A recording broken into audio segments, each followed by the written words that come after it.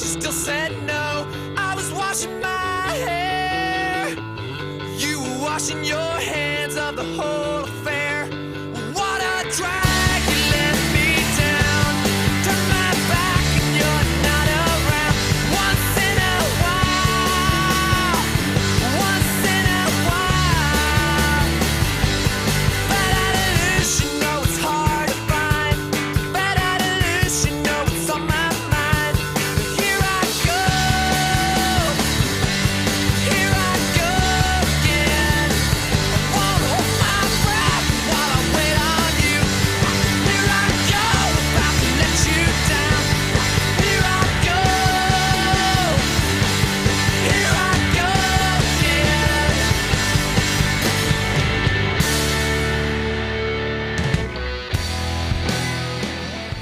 Nirvana exploded onto the world rock scene, seemingly from nowhere in the early 90s. With their unique combination of sound, looks and attitude, Nirvana's timing was just right for young audiences at the time. The music scene of the late 80s were dominated by manufactured pop acts who had sat on the charts for the previous decade. Here was a band who tore up the pop rulebook and introduced the world to the unique Seattle grunge sound, which the region had been secretly developing for many years. The grunge sound had been nurtured by Seattle punk bands such as Soundgarden, the Melvins and Mudhoney, and yet it was to be Nirvana who would introduce this sound to a waiting world, and in doing so, change music forever. Here is their story.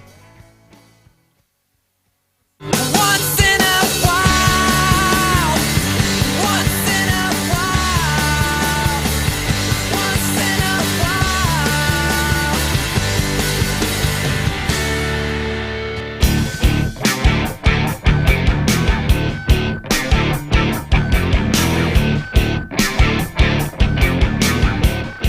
The local Seattle rock scene was developing the first rumblings of a new global sound way before Nirvana appeared on the scene. What we know now as grunge was a product of Seattle's isolated northwestern location, far from outside music influences. Washington State, however, was big enough to support a local rock club circuit, and there were plenty of bands able to support themselves in this way. So why was it Nirvana that finally introduced the sound to an increasingly desperate waiting world? I think Nirvana was successful because it was the best underground band ever. In musical terms, there is no punk band to match them. Cobain's songwriting is nonpareil. I think that by the time they made it, they were just good enough technically to pull it off. And I think that this extreme moral seriousness and at the same time the anarchic, goons-like silliness of the band appealed to children of all ages. You know, it fulfilled the original dream of rock and roll to keep us young forever. But catchy songs, I mean, you can hum them. And you can play them on an acoustic guitar and sing them around the campfire. That's how strong the melodies are and how simple the songs are. I mean, that's something that is really overlooked in a lot of popular music nowadays, where people concentrate on the rhythm and the beat and the attitude, and they forget about the hook. And their songs were all hooks, all about the hooks, really. A lot of that's Nirvana music. My wife collected them.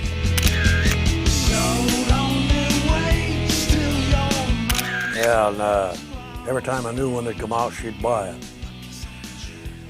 And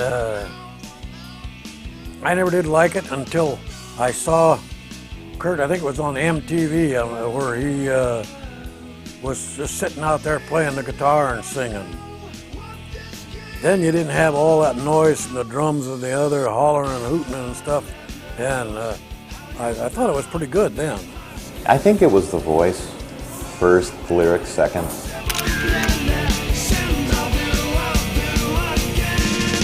The band was a good band, but the band did several different kinds of music.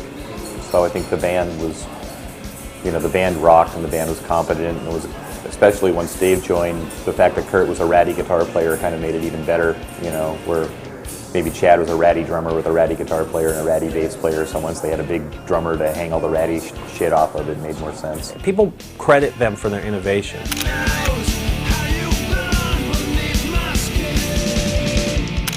Expression of emotion in his singing and in his voice that is, like, that's more unique than the music, I think. Right, but Kurt, you know, wasn't necessarily a Jimi Hendrix. He would get clear up on the fretboard and play bizarre, distorted noises, you know, and mess around for a long time with noises like that, don't you think? Oh, yeah. And record it and then distort His it. early tapes of just him playing guitar and singing that he'd make to a boombox were really horrible. Yeah. And I didn't, until he recorded that demo that became Incesticide with Indino, I thought, yeah, Kurt's band, you know, that'll be great.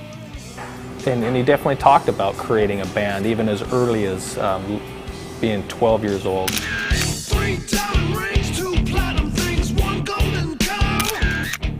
A lot of us talked about that at the time, and so it was just kind of, you know, conversation more. But, you know, you'd think he probably was more serious about it than a lot of people gave him credit for, even at that time. On Novoselic's part, he is a very talented bass player. But he also, I think, intuitively drove these songs. He was kind of the glue that really held the band together. Dave Grohl is just simply a tremendous drummer. In my opinion, probably one of the greatest rock drummers, certainly of modern times. He hit the drums with such a power that you wondered that they weren't going to break. And I saw a number of shows where he did break the drums. Kurt, he had the look, he had the lyrics.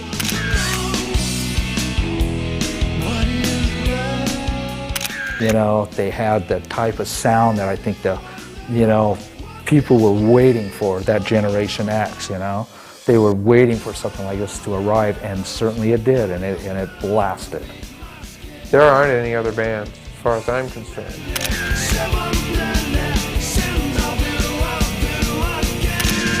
that come close to what they were and what they could have been, for me, individually. It's true that Kurt Cobain was the soul of Nirvana in terms of his songwriting and his artistic vision. But I think that all three of these individuals played a huge part in the success and creation of this band. And without Novoselic and Grohl, this would not have been the same thing.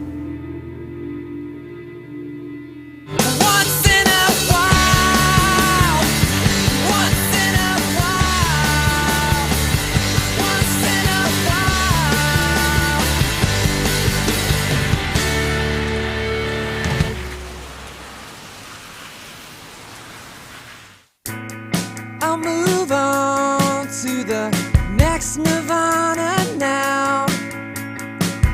No, I'm not bored, just uninspired. Kurt Cobain was born in Aberdeen, Washington in 1967. Situated near the coast, Aberdeen lies a world away from the bright lights of the city, surrounded by rolling mountains, never-ending forests and continual rain. The whole town is dominated by the region's one and only major industry, logging. During Kurt's childhood, the logging industry suffered enormously, the impact from which permeates every aspect of the region. But Kurt grew up a happy kid who showed an artistic talent from an early age, as his grandfather remembers. There's Kurt when he was a little guy. There's when he was a little bit bigger. Right from the start, he was a hell of an artist. One time he come over to the house when we lived in Aberdeen. Him and his folks come over to the house, and he had a picture, and he came up and he said, "Look at Grandpa, he had a picture of Mickey Mouse that he drew. He was 6 years old." And I said, "You didn't draw that." I said, "You traced that." He got sort of mad. He said, "Yes, I did too draw that." And he says, "I'll draw you another one." He said, "I'll draw you a Donald Duck." And he sat down then on a piece of paper and and drew me a Donald Duck. I got it in here yet. In 1976, at the age of 9, Kurt's parents divorced. Kurt moved to the nearby town of Montesano with his father, transferring to Beacon Elementary School. Here he met one of his long-lasting school friends, Darren Nevery. When I first met Kurt, it was, I want to say like 1975. We were in the 4th grade, and he was just a new kid that came in, and he was very shy, but he did have a very good sense of humor. And you know, he loved like Saturday Night Live and, you know, all the comedy and things like that. So he was, you know, quiet and reserved at times, you know, especially in his younger years. But, you know, the more you got to know him, you know, he was a lot of fun to be around. I don't know, I remember him as a good kid, is the way I remember him. He always helped around here when he lived with us. He definitely had highs and lows. A lot of times he was a very happy kid, but then there was a lot of times when his mood would be down in the dumps. You know, things would come up, you know, especially if it was around, you know, say something was focused around divorce, you know, like his parents or things like that. You know, he did have some times where, you know, certain things he was uncomfortable about, or just, you know, he'd have a hard time, be in a bad mood, like most kids, you know, but you know, he had a lot of happy times too. Kurt's dad, when he was a little guy, he took steel guitar lessons, and we still had the guitar, and we'd give it to Kurt. But the amplifier didn't work right, and he finally, I guess, just tore it all up to see what it was made of. And he'd always pounding on pots and pans, beating them all. We always thought he'd be a drummer instead of a guitar. Because Kurt and I both were in school, especially at that age, were really small in stature. And to see him carrying that big snare drum in a case around was, you know, it was kind of funny. But then just to hear him play that and beat on it, you know, you knew right then that he was musically talented. And as we got older, like the high school, when he was in band, you know, we'd maybe have another class like PE that was close to the band room, and you'd hear this drum playing. I mean, someone just beating the drums like you can't believe, you know. I mean, it sounded like a rock drummer, you know. So, you know, people would actually go to the band room, you know, they'd hear this and you just follow the sound, and, you know, here's Kurt on the drums, you know, just going for it like between classes or something. And, you know, right then I was like, wow, you know, I figured he'd grow up to be a drummer, you know. Kurt's obvious affinity for the drums made his family and friends think he would become a famous drummer. But instead, his musical interest moved towards the guitar. When I first saw Kurt play the guitar, we must have been like 15 at the time. You know, he may have played some before that, but, you know, probably kind of a closet player maybe as he was getting good, and you could tell that every time you saw him, he must have practiced an awful lot, you know, because he got better fairly quickly. You know, from going from that time period when he was just learning how to play the guitar, and just growing up around this area, I don't think anybody ever envisioned how big he would become.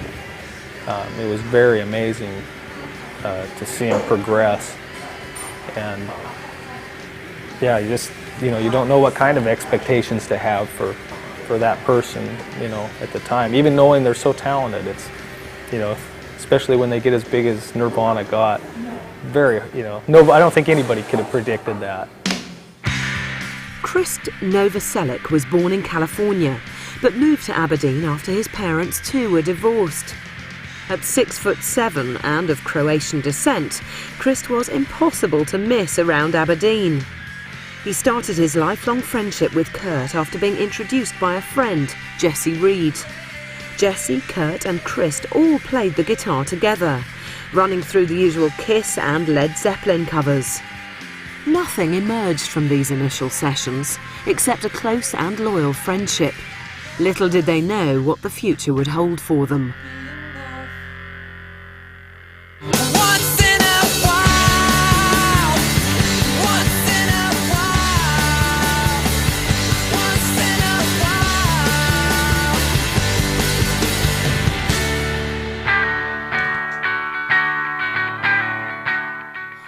moving back from Montesano High School to his new school, Weatherwax in Aberdeen, Kurt hooked up with classmates Steve and Paul, who shared his love of heavy metal. I looked over and there was this other kid that I recognized, little blonde guy, sitting next to me. And I could tell he wasn't in the 12th grade. And he had Motorhead written on his peachy with all the other bands of the day, Led Zeppelin and Black Sabbath and such. And I said, "Hey, you like Motorhead?" And he opened his peachy and he had all these cutout pictures of different bands, guitar players. He had a picture of Lemmy Kilminster from Motorhead flipping off a Ronald McDonald statue. And I said, "Hey, that's awesome." And from then on, we hung out quite a bit. And he eventually began living at my house. And he lived with me for about 8 months. He'd go see his mom quite often. She always knew where he was. He just didn't want to live by their rules. There were virtually no opportunities for Kurt economically in Aberdeen. I mean, he considered joining the military because that was one of the only job prospects. He worked for a while washing dishes at a, resort-type restaurant that was even down on its luck, and he took a job at the YMCA teaching kids how to swim. But none of these were jobs that paid more than minimum wage, and I was able to get a copy of Kurt's resume in the context of doing my book, and it was hilarious because he listed his employment and it was pitiful. The young Kurt and his friends steered well away from heavy-duty drugs, but like most of their peers, smoked pot and sniffed gas. There was a time when,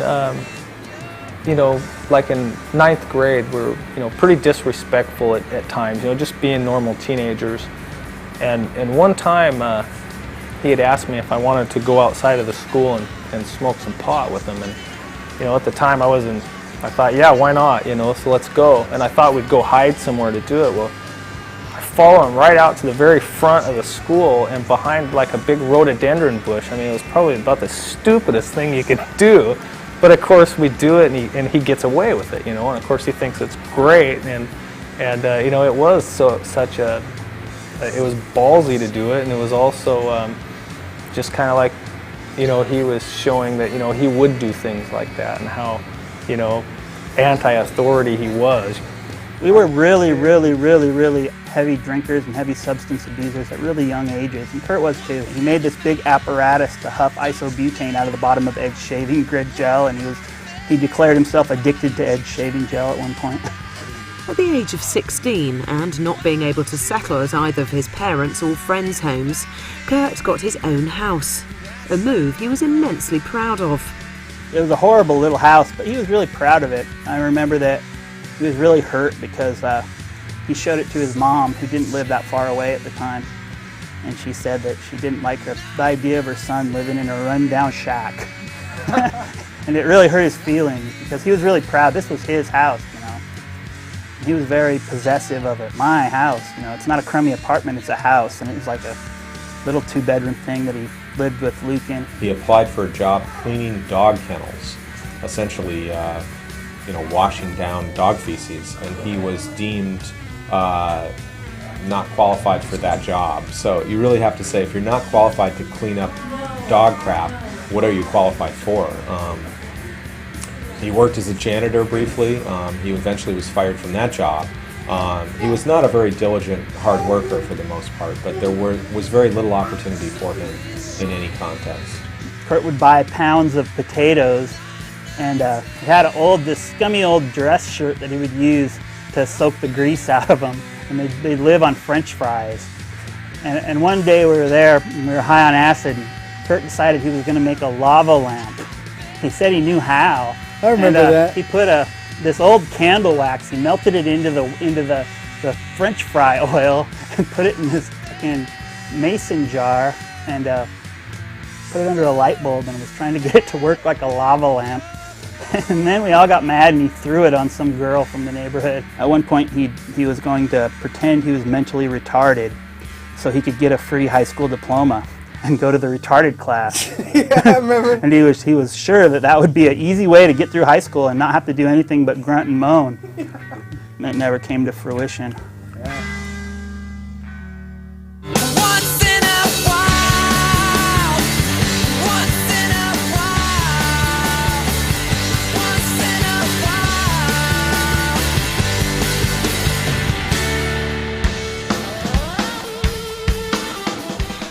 succession of dead-end jobs, it became obvious that there were few opportunities around that fitted in with Kurt and his lifestyle.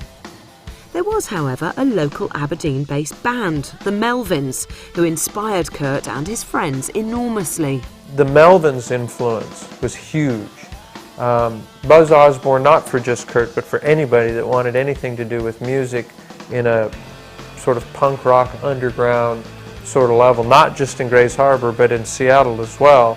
Buzz Osborne's been a sort of a daunting shadow to live under, and it probably affected nobody more than Kurt Cobain. I remember the first time the Melvins went on a national tour. We were bored as hell. We didn't have anyone to hang around with. Because it was like a ritual to go to band practice. Kurt and me and a few other people were allowed to actually sit in the room with them and totally deafen ourselves listening to the Melvins. And one afternoon, Pig and Kurt and I were taking acid. And Kurt said, well, we should just go and bullshit our way into Krober's house and we'll jam. And Pig played a little guitar. At the time, I didn't play anything. And Kurt walked to the front door and pounded on the door, and Dale's dad came out, and he was known to have a few, and he was really drunk. And Kurt said, we're the band, we got a jam.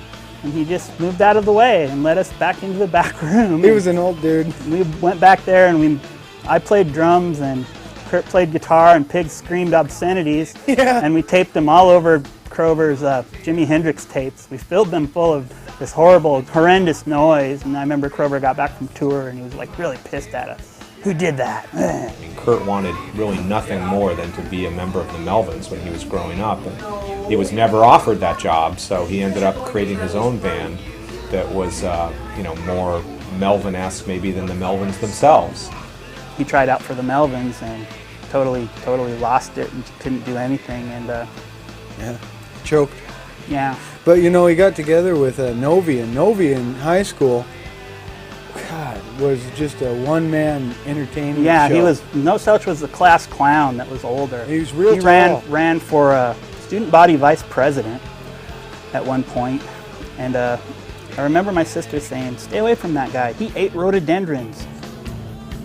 Well, Kurt had met Chris Novoselic in high school, and so they met when Kurt was about 15 or so. Chris was 1 year older.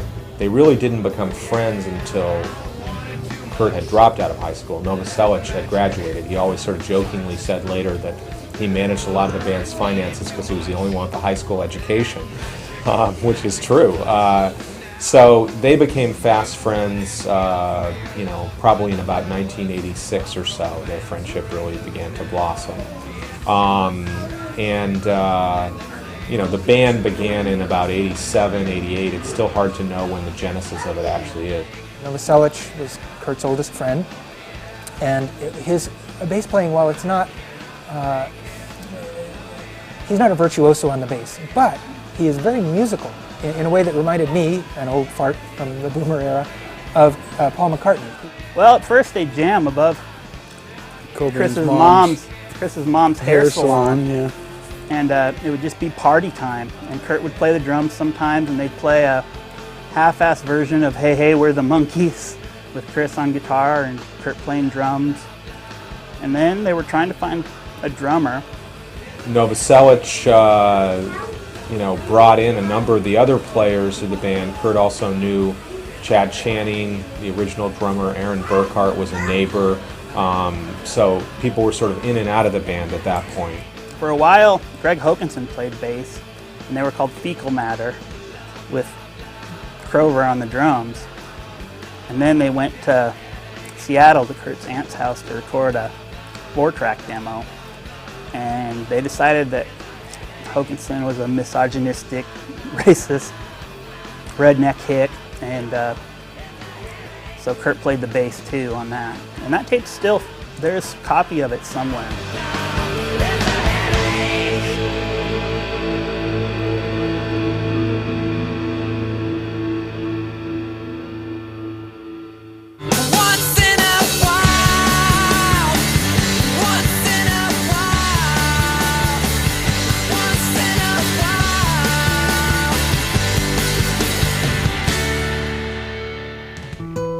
1987, a friend of the band, Ryan Agner, was instrumental in helping the band towards their first steps towards stardom.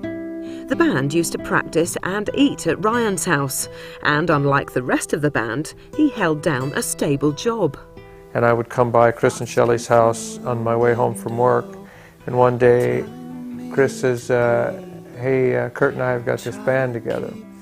So we went to this little house over on the east side of Aberdeen. So anyway, we wandered on in, and it was pretty scary, borrowed equipment and all sort of set up in this living room, and we started playing. And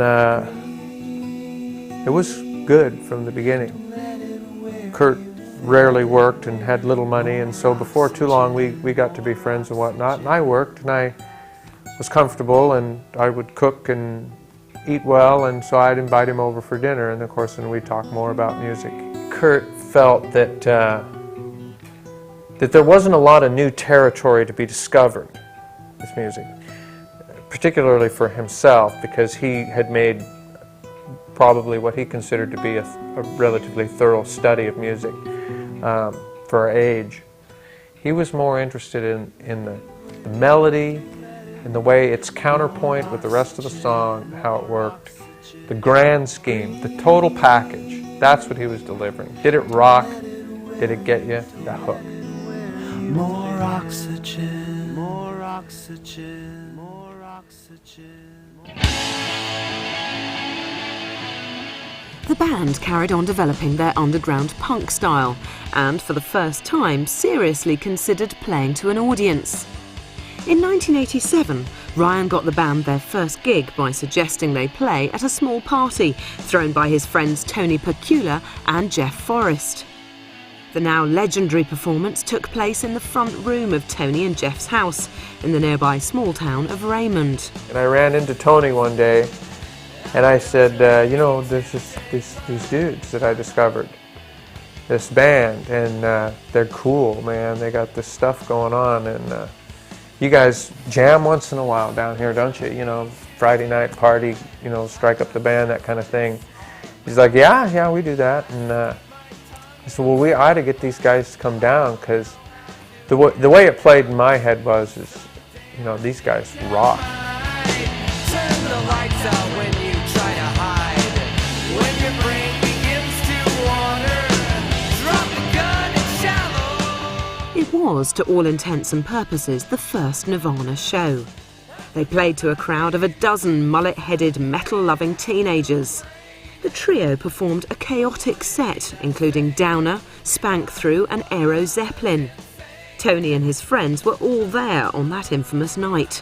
I remember sitting in there and thinking, wow, this is really different than anything that we've been listening to, and I liked it, but then you would hear comments from other people, you know, because they wanted, you know, the heavy metal hair bands. They wanted us up there and playing. Nirvana was different, and they didn't appreciate the difference, but there was a lot of people that did.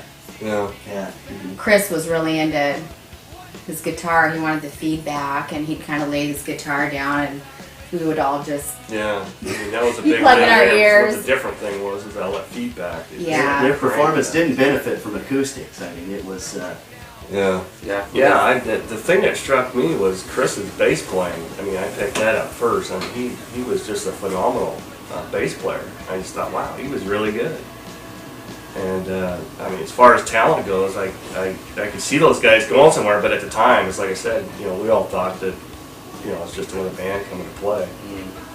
Kurt's voice kind of struck me as unusual too. I remember thinking about his voice, and it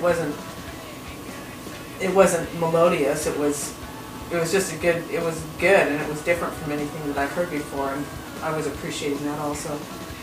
If you run the reel forward and look at the sort of classic Nirvana performance, it was all there.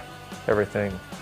Same thing he did that night was same show he put on 4 or 5 years later. But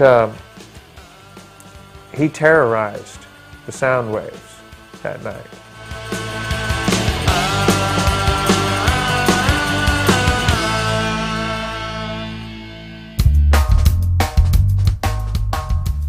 totally antisocial. I don't remember him speaking the whole night, looking up, making eye contact with anybody. Even most of the pictures you see, hair covering his face. Chris was a different story. Yeah. He was much more social. Absolutely. He was into more of the shock. Yeah. Trying to shock everyone. He had vampire blood and he was putting it on him and duct tape over his duct nipples. tape. Yeah. I remember that. Yeah. They were jumping on the furniture, standing on the coffee table, jumping on the couch. Laying the guitar down and having the feedback. And they didn't start off like that. It kind of started out a little bit mellow, and I think the more they got into the beer, the more that they got rambunctious, and that's when they started getting really... The style came out then. And after a while, the sort of music side of the night petered out, and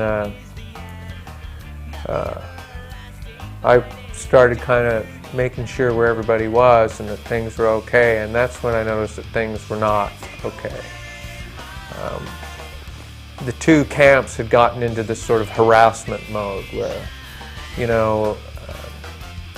Chris was belligerent and doing things, and Kurt was trying to upset people with his verbal abuse and whatnot. And they didn't have a lot of respect for anyone's property. No. Not that it was anything special, but not what we that had is anybody what who we came had. here really had respect for the property. No.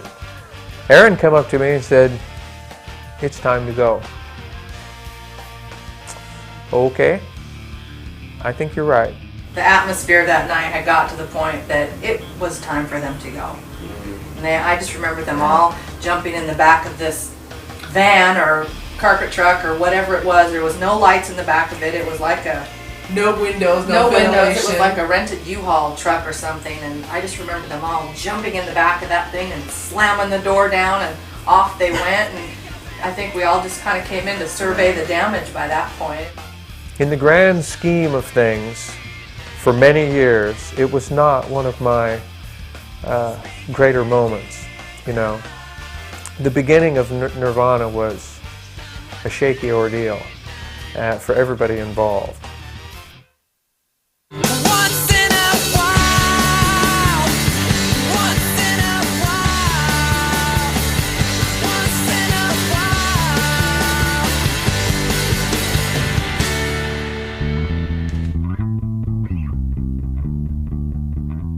At a local level, the band's determination paid off, slowly developing a loyal fan base in Aberdeen and the surrounding area.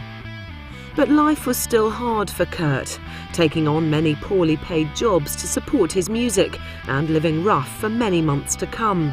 The Community World Theatre on 56th Street and M in Tacoma, Washington, Jim May's operation there, and it fulfilled a relatively vital need for the growth of Nirvana as a performance band and for our audience.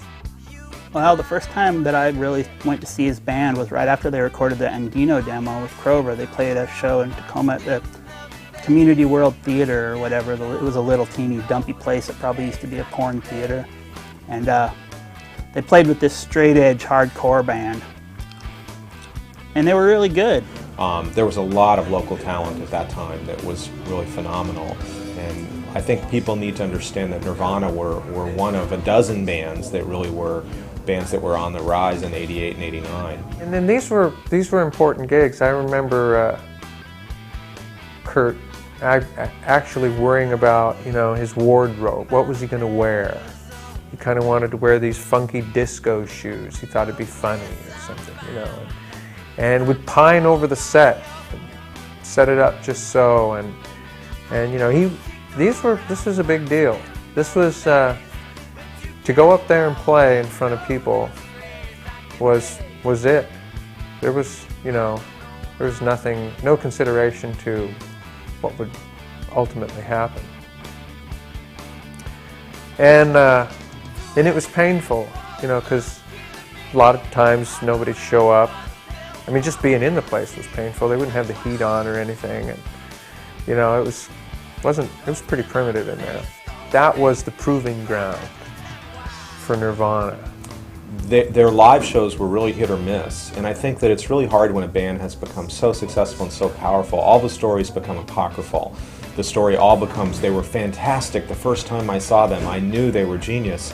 And anybody that tells that story is probably making it up, because there were very few people in the Seattle music scene that thought they were great live. I've always thought they were better on record. Their live shows, at least early on. Later on, they became a better live band than they were on record, I think.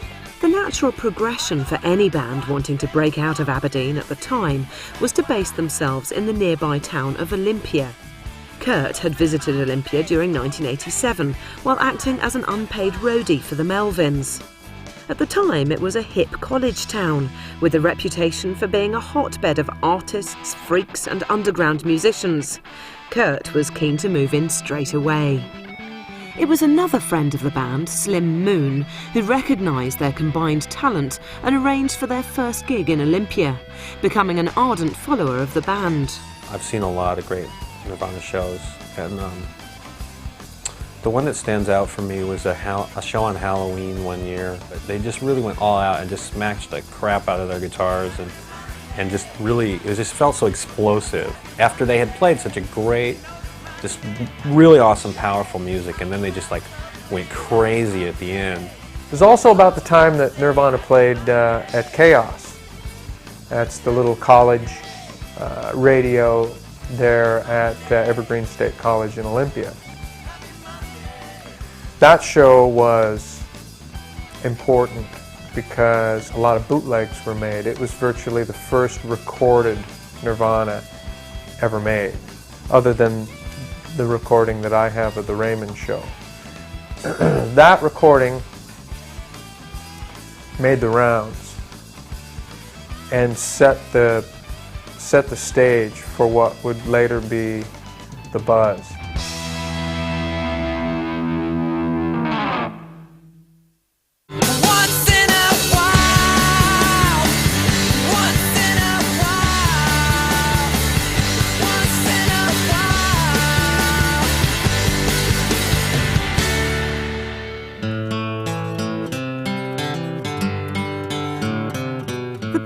Continued to play at parties and small venues in the Olympia area.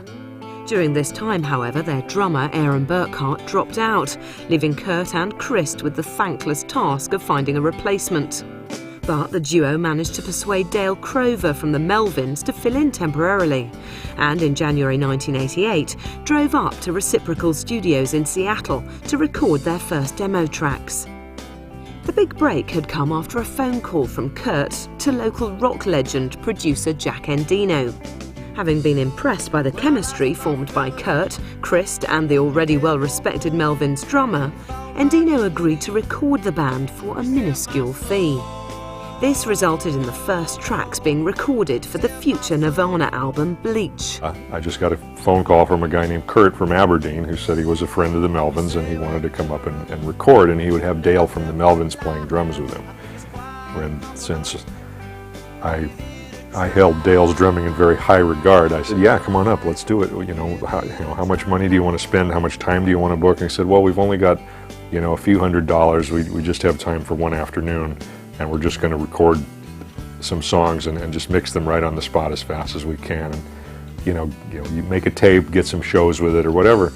And he said, well, we don't really have a name yet. We're still looking for a permanent drummer. I said, well, whatever, come on up. So, and that led to the first Nirvana studio session, which was January 23rd of 1988.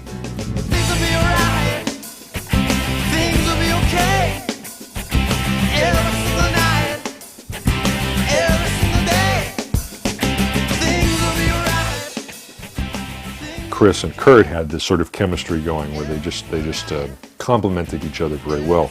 It just seemed like a very strong, if young band.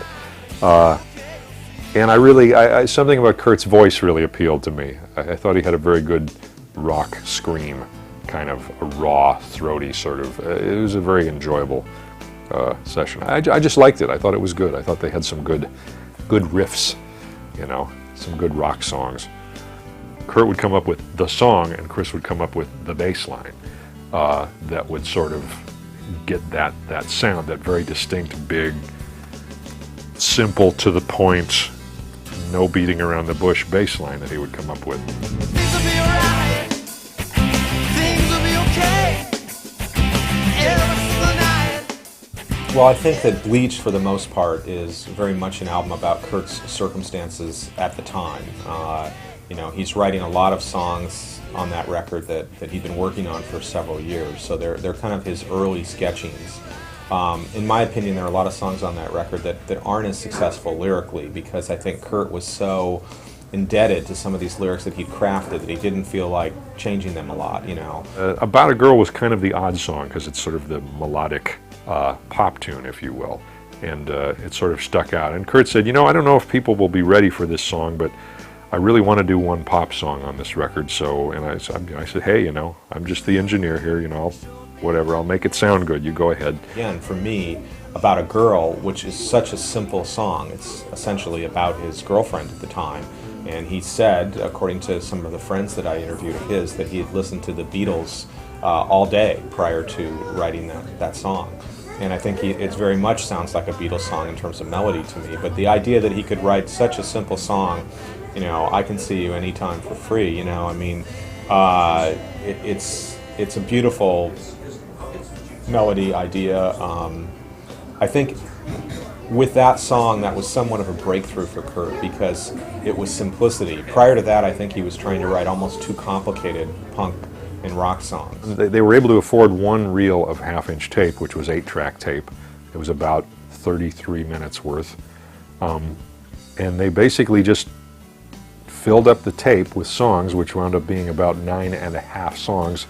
And then once the tape had run out, they said, okay, that's it. Let's do the vocals now. So then they went back over the tape, and he sang all the vocals in one take. And then we mixed it. And I said, well, do you mind if I give your tape to some people? Because I thought it was really good. And I thought some friends of mine would really enjoy hearing this. So, you know, they said, oh, fine, because we're just going to give cassettes out to people too. We need to, you know, we want people to know about us. So I gave some tapes to people, and one of them got to John Poneman at Sub Pop. There's a reason why it doesn't say produced by Jack and Dino on the record, because really I just engineered it. I mean, it was sort of produced by everybody, or perhaps produced by nobody. You know, it's really almost a live document of what they were doing at the time. I think Dino was very important to creating that sound, and partially because of the fact that he just got out of the way. You know, he didn't try to stamp his individual artistic vision on it. You know, most of that tape we did actually wound up on the Incesticide record in its original form. I never had a chance to remix it.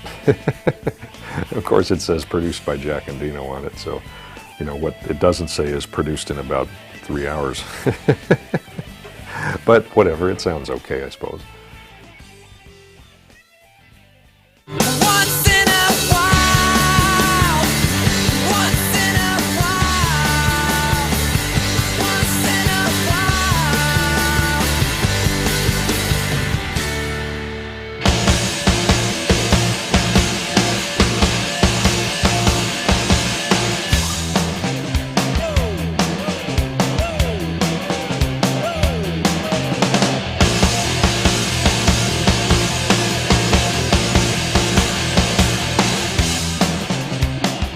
Nirvana have always had a potted history with drummers, with Kurt and Chris always striving for sonic perfection and often venting their fury at any performer not giving 100%. This was exacerbated by Kurt's own experience playing the drums for so long. Dale Crover soon had to return to the Melvins, but recommended a local Aberdeen drummer, Dave Foster, as a replacement.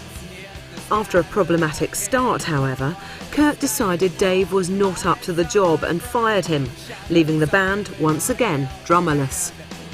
Meanwhile, Jack Endino had started passing the band's demo tapes around influential movers of the Seattle rock scene. Jonathan Poneman of Seattle indie label Sub Pop was impressed enough to add Nirvana to the bill of their next Sub Pop Sunday showcase concert at Seattle's tiny Vogue Club. In June 1988, Kurt and Chris returned to Reciprocal Studios with new drummer Chad Channing to cut their debut single, Love Buzz. Chad Channing, who was the drummer that was the longest drummer other than Dave Grohl, was this little tiny short guy. You know, I mean, I had some people describe him almost as an elf when I was working on my book. And so the combination of him and Kurt, both these really short guys with really long hair, it was a freak show. It was a circus seeing this band. You had two really short guys with long hair, and you had this gigantic, you know, ogre of a guy almost that was taller than you could imagine. So they had quite a visual element, and the sound that they created was not really what you expected they would create from their looks. However, they still didn't have a contract, any money, or indeed a fan base beyond a few kids in Olympia who were gradually catching on to this increasingly intense young band. They could tell something big was definitely stirring. Like most people, producer Steve Fisk's first impressions were not that great. Yeah, the first time I saw them, I walked out on them. I thought they were terrible. But yeah, they were trying to work the extra guitar player into the band and having a bad evening, and I was so up to here with all my friends screaming trees and what I was saying, you've got to see this band. They're playing, and they played in Ellensburg, the small town I was saying. They played at the community center, and they just had a bad night. They weren't jerks, they just really sucked, and the PA was terrible and was hurting my ears, and I said, you know, I think I'm 33 years old and I'm going to go work on my own music right now instead of watch these guys suffer through a bad set, you know, just to say I saw Nirvana. But Steve soon realised he'd seen the band on a bad day and was recommended to check them out again by enthusiastic fans and Jonathan Poneman from Sub Pop. And Jonathan at Sub Pop thought it would be nice for me to work with Nirvana, you know, sort of after they did their Bleach record.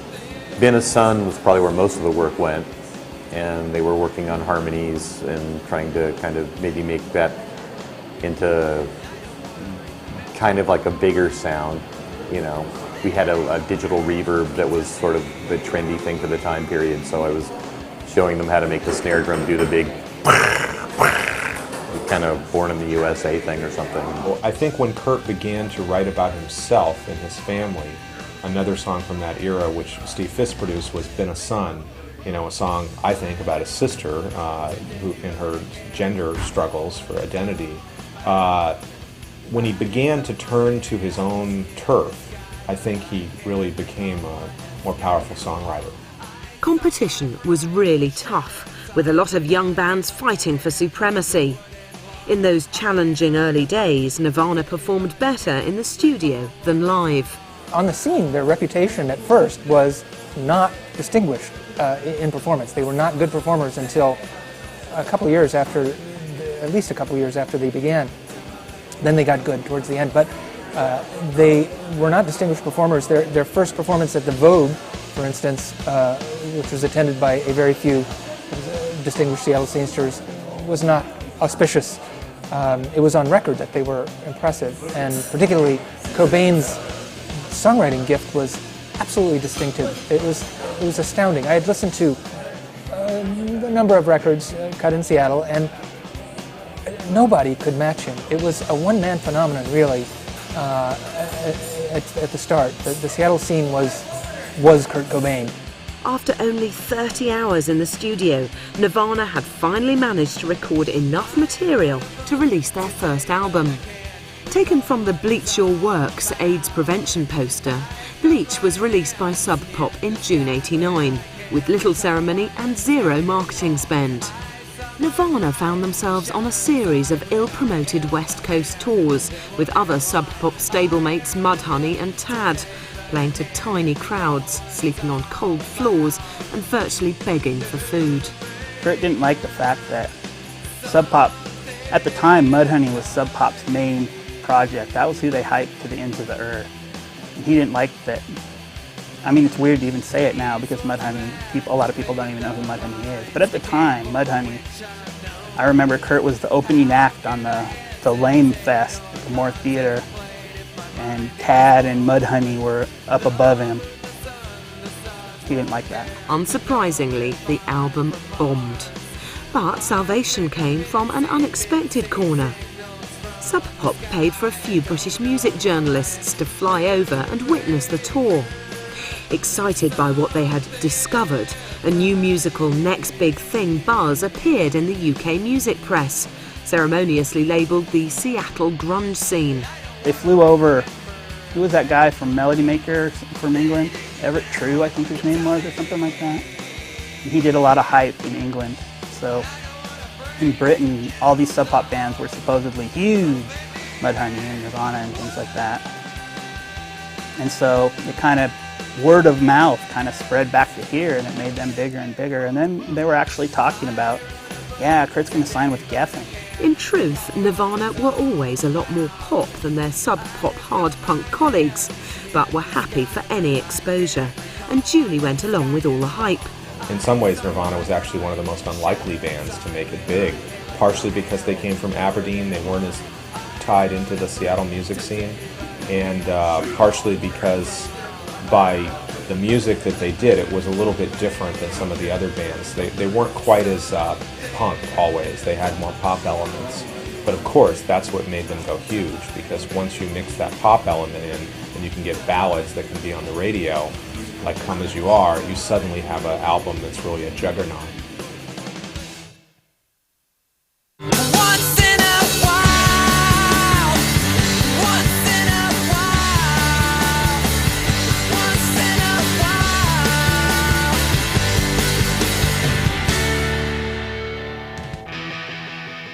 Nirvana continued to tour throughout 1990, which saw the departure of drummer Chad Channing.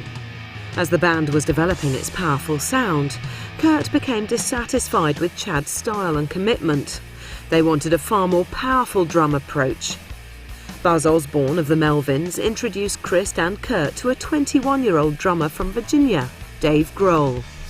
From his first audition, Grohl fitted in immediately, hitting the drums with such ferocity that he would virtually break drum skins whenever he played. This was more like it. The jigsaw and the final Nirvana lineup was now in place, and history was about to be made. They were never really great until Dave Grohl joined the band, because he was an incredibly strong drummer, very loud, and he could sing harmony beautifully. He was a songwriter in his own right. And the other thing to remember is that Kurt Cobain was a very delicate person. His mental health was always on the edge. And he was kept creative by the efforts of his much more rooted friends who solved the everyday problems that would have overwhelmed him. I mean, washing his socks was something he couldn't handle. And when he was rooming with Dave Grohl, Grohl handled it because, as one of his friends said, Dave was raised in a van by wolves. And so he could cope with life on the road and life in a band in a way that Cobain could not. I think by the time Dave Grohl joined the band in '90, the dynamics within the band began to shift a bit. Cobain became much more of a front man. People wanted him to be the front man. Interviewers weren't as interested in talking to the other band members. It became more the Kurt show, and I think it had run more as a democracy prior to that. Part of that was just with success. With success, people demanded much more out of Kurt. When Dave Grohl joined the band, things worked more smoothly, partly because Kurt didn't have to anymore throw himself in rage against the drum kit, because he was no longer so dissatisfied with what the drum kit was putting out. In concert, he famously used to interrupt the show by smashing his guitar and then smashing up the drum set. And it was because he was so angry at the fact that the song that he had in his head was being ruined by a drummer that wasn't up to snuff as he saw it. When Dave Grohl joined the band, the drummer most certainly was up to snuff. These were exciting times for Nirvana, and Dave Grohl found himself touring England with the band literally weeks after joining them. My sense is that many people perceive both Novoselic and Grohl as fun-loving, goofy guys, because generally if there was an interview going on with Kurt, you would have one of them putting fingers behind his head or dancing around the background, or that just sort of was the personality of the band that's been captured on video, and certainly that was the way they were in concert. Very fun going, let's just not take anything seriously. But both of those players are very intelligent people and quite bright.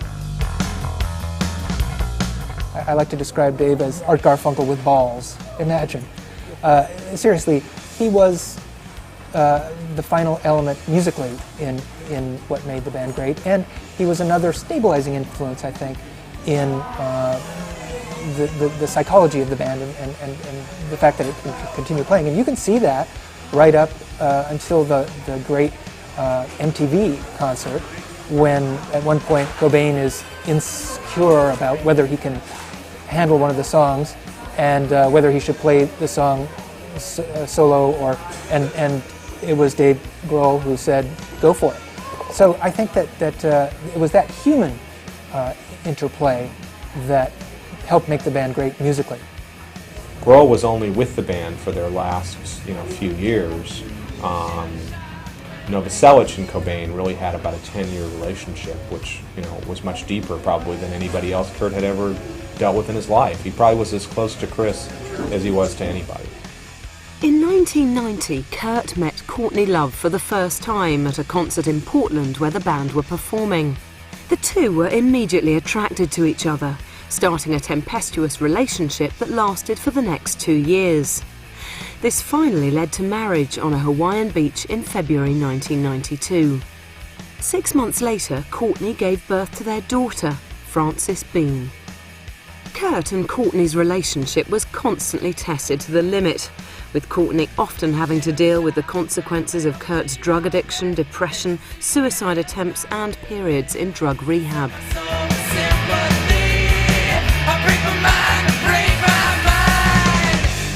By 1991, a huge buzz had built up around the band, and after a massive record company bidding war, Nirvana signed with Geffen Records. With this, for the first time, came money, a new experience for the band, and for Kurt particularly, this meant access to any drugs he desired. Nirvana were ensconced in Sound City Studios in LA to record what would become one of the most important albums ever made. There are only a handful of albums over the last 50 years that have really changed music. Nevermind was to become one of them. Even by major label standards, it was done fairly quickly.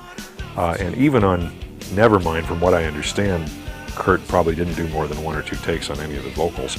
What I think it came down to, I think Butch Vig was a little more meticulous about drum sounds, about layering, about, he had a chance to see the band rehearse beforehand. He had demos. They basically spent more time on it and were more meticulous about the technical aspects of it. I think performance-wise, the band probably didn't do anything terribly different in the studio from how they did Bleach. It's just they were a better band at that point, and they didn't have to do a whole album in 3 days. They had a couple of weeks. And again, it's the fact that the songwriting was strong that makes it work like that. It didn't need a lot of extra bullshit added to it. So again, Butch just captured what they were about at the time, and same way Albini did later for the 3rd record. They literally recorded it live, and he did the vocals over, and it was almost the same way we recorded Bleach. Just, Albini's aesthetic is a little different from mine, but he essentially did the same kind of job that I was trying to do on Bleach, which was just, okay, this is, the band wants me to just capture what they're doing because they're so good at what they're doing, they don't need a lot of production. That's the funny thing about Nirvana. They were very good at what they were doing. Nobody really could produce them. The timing of Nevermind's release could not have been better.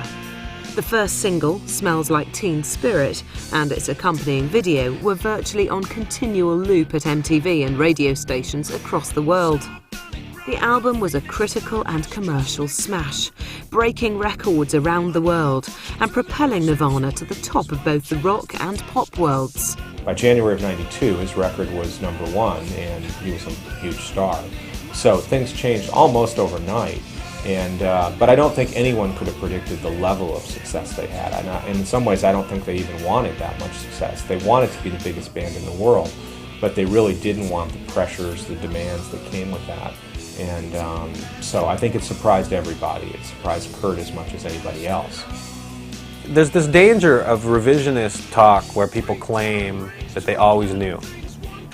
But if you go back to like the Rolling Stone review that when Rolling Stone reviewed Nevermind the first time, they called it basically a mediocre record, you read Rolling Stone now, and they basically pretend that they always knew that Nirvana was the most brilliant thing on the planet, you know.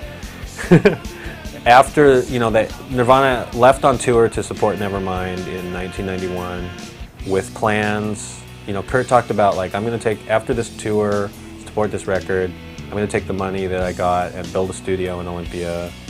And he, you know, even had a building that he wanted to rent. And then they just kept extending the tour, and they basically never came back. Kurt's, as a matter of fact, his landlord evicted him for not coming back. You know, he didn't pay his rent, he didn't move his stuff out, and as I understand it, his landlord just threw his stuff out onto the street. Having relentlessly toured and promoted Nevermind, in February 1993, the band hit the studio again, this time to record tracks for their third album, In Utero. For the first time, Nirvana were afforded the luxury of having as much time as they needed in the studio.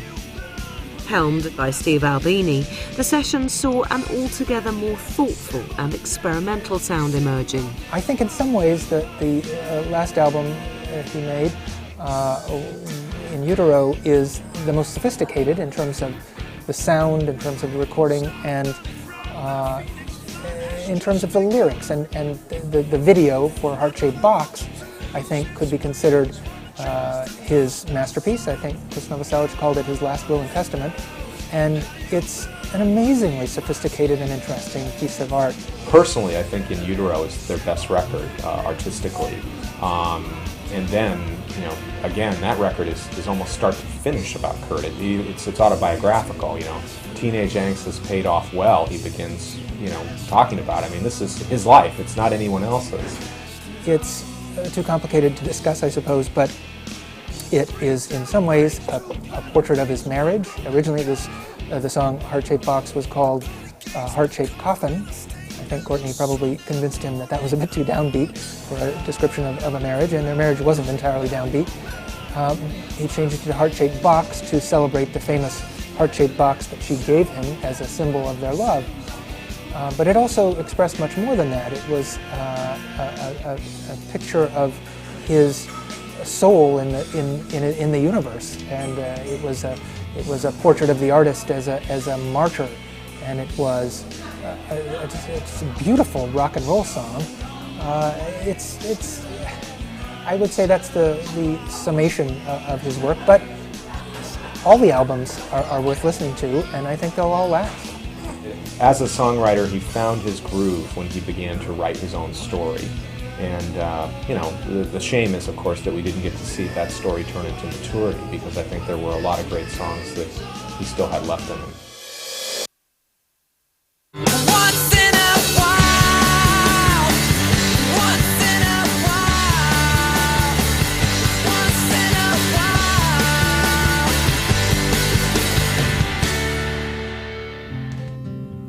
In January 1994, following the inevitable commercial success of In Utero, Nirvana started a recording session at Robert Lang's studios in Seattle.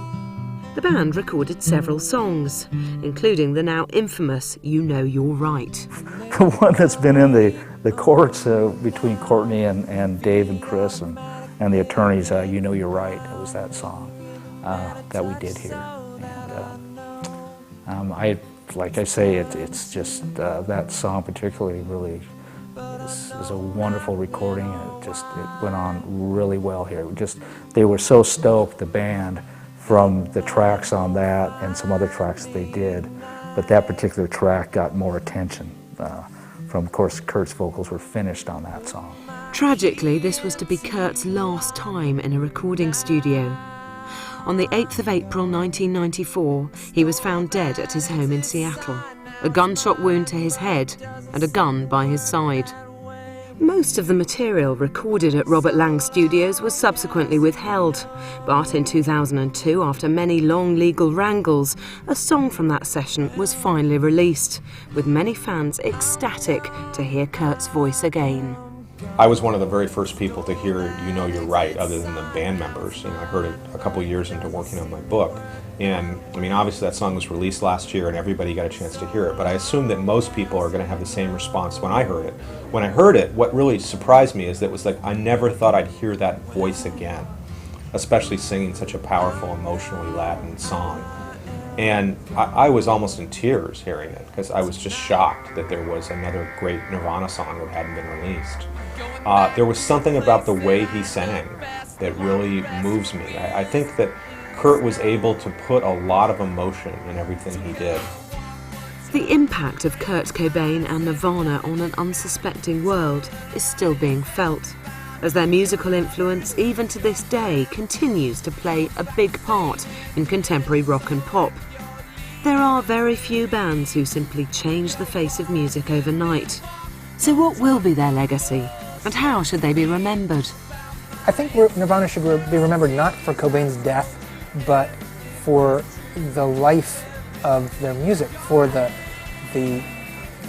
inspiration of his melodic gift, for the extreme seriousness of his artistic enterprise, for the sense of play that he infused it with. He was not by any means the most promising musician when things started out in the late 80s, but he became the greatest, and I think he will so remain.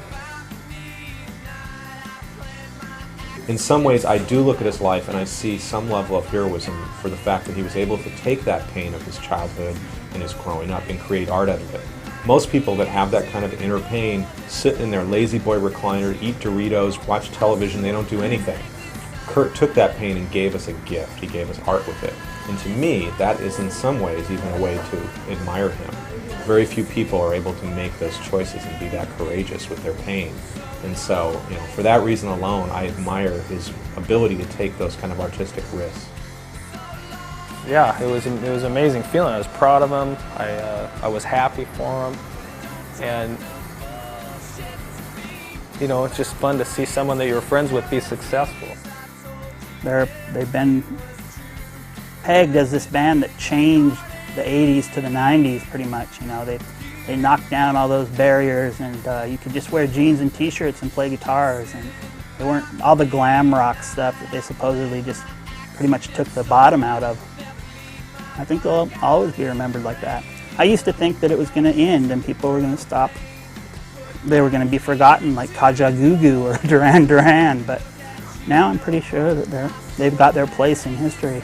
Nirvana was a band that connected with people, the sensibilities. I mean, that whole Beatles sort of get in there and hook 'em thing. Kurt was into that, and he knew how to do it like a master.